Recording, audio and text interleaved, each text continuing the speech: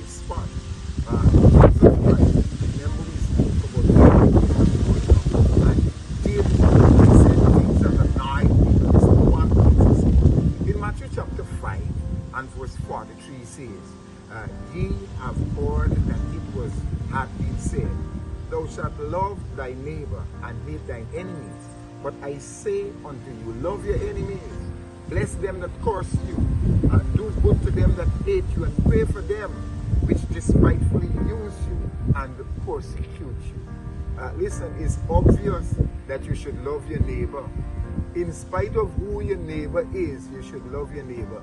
You realize that the first responders, in case something happens, like a fire, like a mudslide, like flooding, you name it, hurricane, whatever, you realize that the first responders are your neighbors.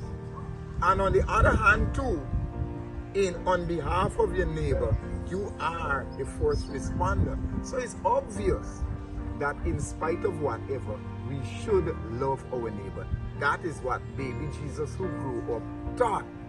But he went on to say something that is revolutionary. He said, you should love your enemy. He said, people say you should hate your enemy. Jesus said, no. He said, listen, love your enemies. But he didn't stop there. He said, bless them that curse you. Now pause right there. If people curse you, one of the best ways to get them out of your hatred book is to pray for something good to happen to them. Mark my word. Mark my word. That prayer is going to help you not to hate them. Yeah, man. Understand it. And by the way, don't ever pray for bad things to happen to people. No. Jesus is saying that you must bless them that curse you. And he says, do good to them that hate you. One of the best ways to topple your enemy is, if he's thirsty, give him water. Right? And then you could add some bread, and then afterwards give him some milk, and then give him some fruits. Yes, that's the best way. After a while, the person who hated you or was your enemy, that stopped seeing you as an enemy. That's Jesus' revolutionary thought pattern. And then he says, of course, we must pray for them who despitefully use us. Again, I reiterate, do not pray for bad things to happen to people. Some people want to pray, or what David said, break the teeth, Lord. No, no, no, no, no. Vengeance belongs to the Lord. No, do not ask God to do bad things to your enemy. You self go turn back and cry. Yeah, so don't do that, right? And then he says, we must pray for them who despitefully use us and persecute us. Baby Jesus, when he grew up, he told us to do some things that if we do them, society would be a better place for us. So remember, he said, of course, love your neighbor. And he said also, you must pray for your enemies. God and Father, thanks for the Sermon on the Mount.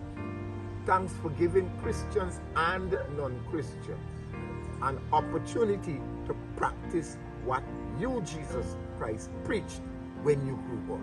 Help us to understand that if we follow the Sermon on the Mount, we will be better Christians, and society will be a better place, even at Christmas time. In Jesus' name I thank you. Amen. May God richly bless you.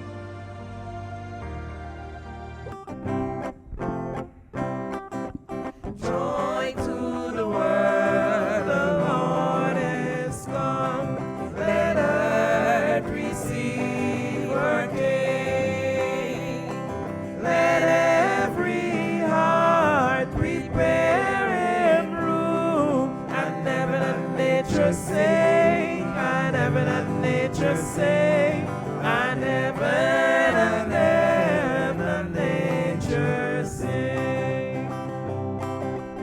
He rules the world with truth and grace, and makes the nations prove the glories of his righteousness, and wonders of his love, and wonders of his love.